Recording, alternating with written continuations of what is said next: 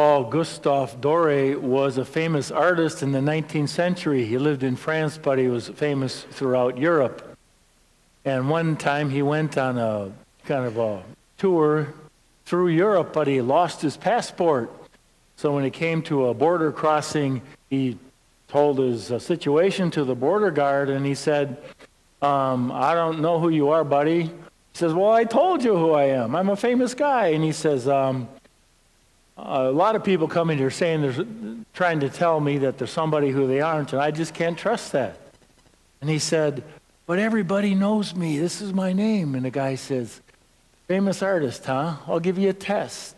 So they gave the guy a pencil and a paper, and it says, you see a group of peasants over there? I want you to draw them, and then I can tell. So he took the paper and pencil, pretty quickly too, drew a really nice sketch of those folks standing over there. And the border guard looked at it and said, yep, well, I guess you are who you say you are. I can tell by what you did, by your action. So he let him cross. St. Francis, in the early days of the order of Friars Minor, sent out his friars 2 by 2, just like the gospel tells them, and says to go out and proclaim the good news. And so they did. But the friars who were going out 2 by 2 wanted to take with them a letter of recommendation from the bishop so that the people to whom they were speaking would know who they were by this letter. But Francis was against it. Didn't want it to happen. Because he said, not in these exact words, but this is what he said, that if they don't know who you are by your actions and by your words, a letter of recommendation isn't going to do you any good. What do you think about that?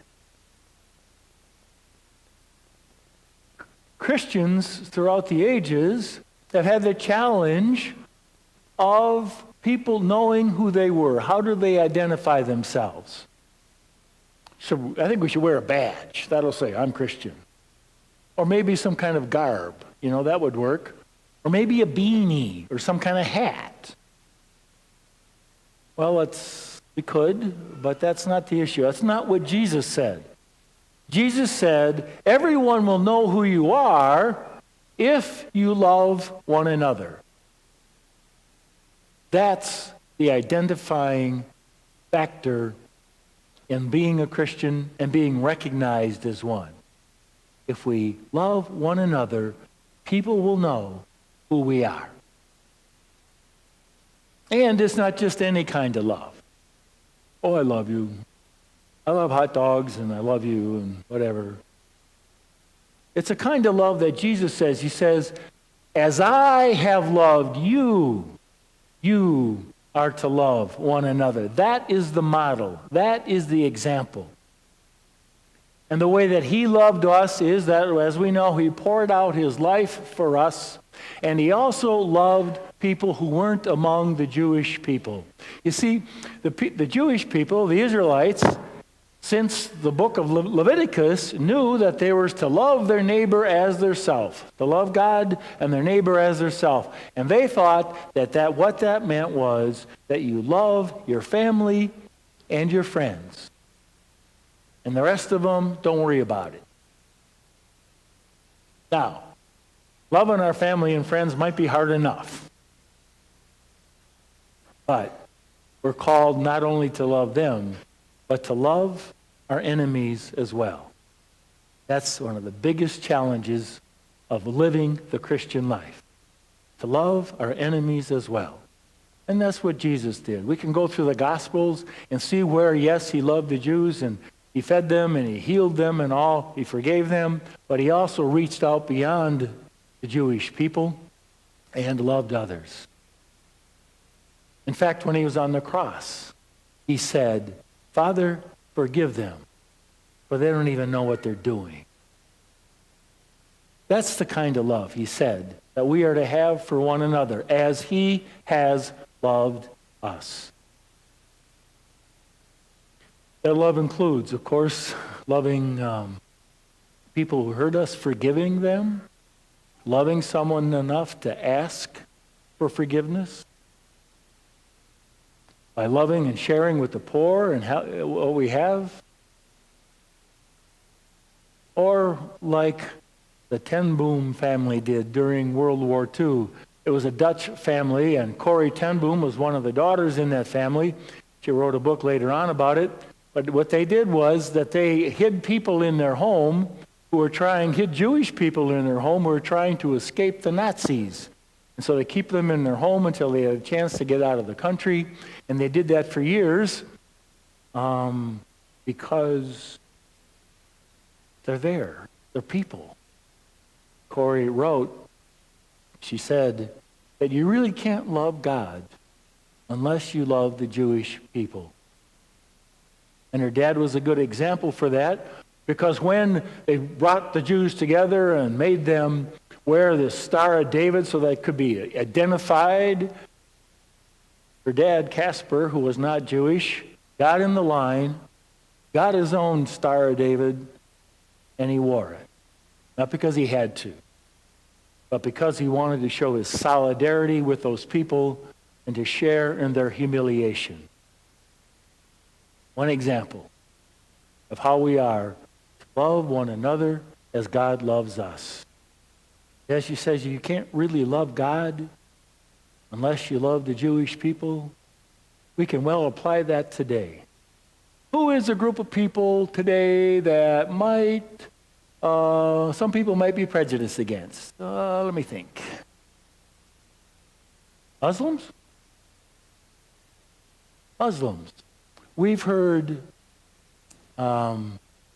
famous people talk out against the Muslims as a group, of what we should do to them, and how we should treat them, that they're different, we can disrespect them.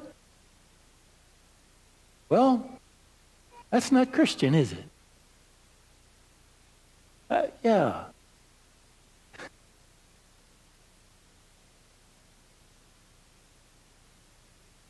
You've been out in the community. Some Muslims dress differently than we do. To me, they look like people who have on a different garb. They have blood running through their veins like we do. They hurt like we do. They have hopes and desires. They want to love and be loved as we do. They're people. Indeed, they are God's people. So what would give anyone the right to be biased, prejudiced, bigoted about them? If we are, we've got a long road to go to get closer to Christ. And that can well be a measure of where we are in our relationship with Christ. If we are bigoted, prejudiced, biased against anyone. Choose your group. We got a long way to go. Be close to Christ.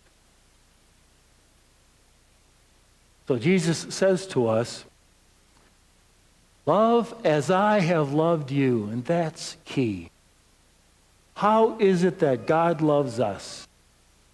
And the way that God loves us, and because God loves us, we are then able to love one another. He's not asking us to give us something we don't have. He asks us to give of what He has given us. Back to Corrie Ten Boom. She said, she wrote that when God tells us to love our enemies, along with that command comes the gift of love itself. So it's like this. God gives us what we need. For example, He says, I want you to love the poor, so I'll give you what you need to share with the poor, so that all you got to do is take it and give it to them. Got it? That's it. We need to know God's love, Christ's love in our own lives, and once we know that, then we are to love others like that. And as you well know, I'm not making this up. That is who we are called to be, and it is a challenge. Heard a guy say once, I'm prejudiced, that's just how it is, it's the way it is, and I'm just prejudiced. Yes, it is. You are prejudiced, and it is the way it is. And it is not what God calls us to be. It is not okay with God.